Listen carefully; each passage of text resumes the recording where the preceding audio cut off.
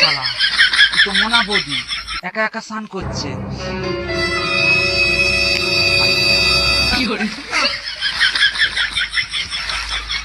মোনা বৌদি একা একা স্নান করছো যে? আর কি করব বলো? চলো আমরা একসাথে স্নান করবো। ঠাকুরপো তুমি না খুব দুষ্ট হয়ে যাচ্ছ।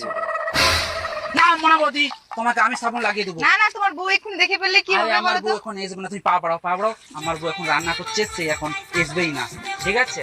আমাদের কর্তাটা যে কোথায় গেল? 5 ফোড়ন আনতেই দেবে, 5 ফোড়ন শেষ হয়ে গেছে, কোন দিকে গেল কি জানি। সারা হারামজাদা, কোনোদিন আমরা একটা শাড়ি চেয়ে দেয়নি, ও শালা মোনাবতী পায়ে সাবান মাখিয়ে দিচ্ছে। দাঁড়া দেখাচ্ছি। মোনা বৌদি সে কটা বড়।